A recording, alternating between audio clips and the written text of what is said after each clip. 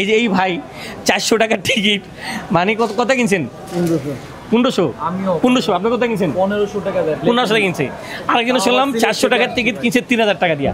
মানে of side থেকে leg থেকে আবার অপে কাম ব্যাক করলো বাংলাদেশ, মানে 3-3।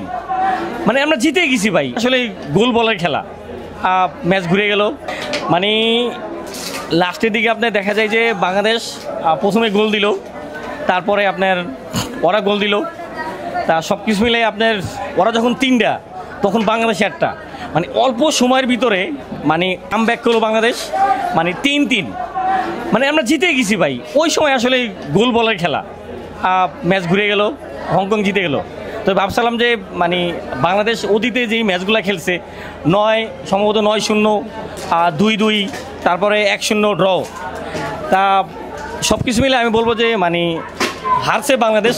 কিন্তু হামজা চৌধুরী যেভাবে খেলছে, মানে অন্য খেলোয়াড়রা যেভাবে খেলছে, মানুষের মন জয় করে নিছে। তবে ফুটবল অতটা ভালো বুঝি না, আমি ভালো বুঝি না, তবে অনেক ভুল ছিল মনে হয় ভাই। হামজার গোলটা ছিল এরকম, আমরা যেরকম মানে বলিং দেখি না, মুরালি, তারপর হচ্ছে শেনওয়ান, মানে বলটা যে ফালায় না, কীভাবে ভাই, মানে অফ সাইড থেকে লেগ থেকে আবার অপে, মানে কীভাবে বল কাইটে আসলে বোল্ড হয়ে যায়। তা হামজার ওই মানে বলটা মানে এত সুইং খাইছে, মানে এত অসাধারণ গোল একবারে, মানে ইন্টারন্যাশনাল যত গোল আছে তার মানে ওই জায়গায় কাছাকাছি চলে যাবো নি। অসাধারণ গোল ভাই। ওই জায়গা থেকে হামজা চৌধুরীর মতো বল মানে যেভাবে মারলো, গোল হয়ে গেল। আর হামজা চৌধুরীর মতো আরও 2-1 যদি এরকম যদি অ্যাফোর্ট দিতে পারতো, মানে অ্যাফোর্ট সবাই দিচ্ছে, আমার মনে হয় যে জয়টা বাংলাদেশেরই হয়তো। আর দেখুন হয়তো বা মানে সবাই স্লোগান দিত বাংলাদেশ জিতছে, গে বাংলাদেশ। হ্যাঁ, এটা অবশ্যই ভুল ছিল, কারণ মানে ফাহিমুদুল আপনার কানাডাতে খেলে, তারপরে ইটালি খেলে, তারপরে হচ্ছে যে সমিত শাহ কানাডাতে খেলে। তা মনে হয় যে তাদেরকে আসলে তারা পরীক্ষিত, তারা ওখানে এত বড় মঞ্চ, মানে কানাডার মতো টিম, সেখানে তাদেরকে খেলাই দেয়। আর এখানে তারা অনেক চিন্তা ভাবনা করছে, পরে খেলাইছে। এটা মনে হয় শুরুতেই খেলাইলে ভালো হতো, কারণ দর্শকরাও কিন্তু পুরো খেপা ছিল এইগুলো দেখা। তা আমার মনে হয় যে হারছে, কিন্তু হংকং যাবো বাংলাদেশ তাদের নিজের মাটিতে, ওখানে যায় হয়তো বাংলাদেশ কাম ব্যাক করবে। তো বাংলাদেশ মানে এই প্রথম 3টা গোল দিচ্ছে। এর আগে কিন্তু বাংলাদেশ গোল দিচ্ছে 2-2 ড্র ছিল, আর 9-0 ছিল, আর 1-1 ছিল। সেখানে বাংলাদেশ 3টা দিচ্ছে ওরা। তবে ওরা টাইম পাস করছে ভাই, ওরা কিছু টাইম পাস করছে। টাইম পাস না করলে হয়তো বা সিচুয়েশনটা ঘুরতে পারতো, কারণ বাংলাদেশ লাস্টের দিকে ঘুরে যায়, মানে সময় নষ্ট হয়ে গেছে, যে কারণে কিন্তু আর মানে গোলগুলা দেওয়া হলো না। তো আমাদের বাংলাদেশি কালচারে এটা সমস্যা আছে যে মানে ওরা যেভাবে দৌড়ে, ওরা যেভাবে ওদের ফিটনেস, আমাদের এগিয়ে নাই। বিশেষ করে যেমন আমাদের দেশে হামজা চৌধুরী যারা আছে, ফাহিমুদুল আছে, সমীর শাহ আছে, ওদের মতো তার এরা এতটা ফিটনেস নাই। তা আগামীতে ভালো করব সেই শুভকামনা রইল। তবে সুযোগ আছে হংকংয়ে যে ওখানে যদি বাংলাদেশে হারাইতে পারে, কারণ এটা কনফিডেন্ট পাইলো বাংলাদেশ যে আমরাও 3টা দিছি ওদেরকে। ভাই অনেক সুযোগ ছিল ভাই, আমরা একবারে শেষ মুহূর্তে এসে মানে তরি ডুবে ফেলাই। তা লাস্টে সেটা হলো শেষ মুহূর্তে এসে আসলে আমাদের তরি ডুবে গেল গা। তা তারপরে ভাই অসাধারণ খেলছে, খুব ভালো খেলছে।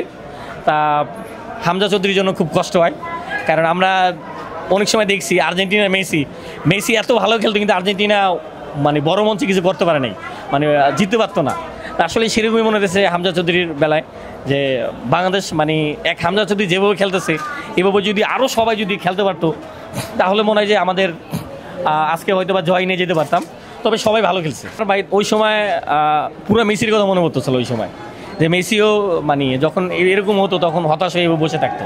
তা হামজা চৌধুরীর বেলায় আসলে সেম, তিনি মানে মাঠে যতক্ষণ থাকে ততক্ষণ কি পরিমাণ দৌড়ের স্পিড, মানে আমরা দেখতেছি কদিন যাবত যে হামজা চৌধুরীর আর একটা চিতাবাঘের সাথে হামজা চৌধুরীর সাথে তুলনা দিতেছিল। মানে হামজা চৌধুরী যেই স্পিডে দৌড়ে, একটা চিতাবাঘ ওই স্পিডে দৌড়ে। হামজা চৌধুরী ওরকমই ভাই, মানে চিতাবাঘের মতো, মানে এত স্পিড, এত দৌড়, মানে কোনো ক্লান্তি নাই, কোনো অসাধারণ ভাই। আর বলতে ভালো লাগে না ভাই।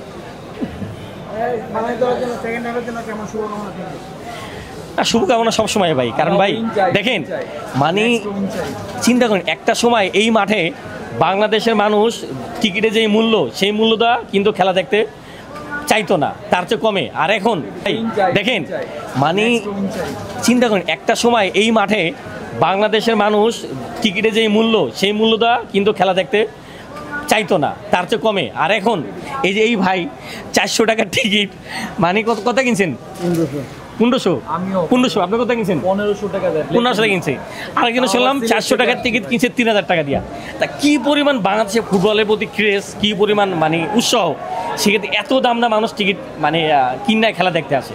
তা বোঝাই যায় যে বাংলাদেশ ফুটবল আসলে কোথায় গেছে।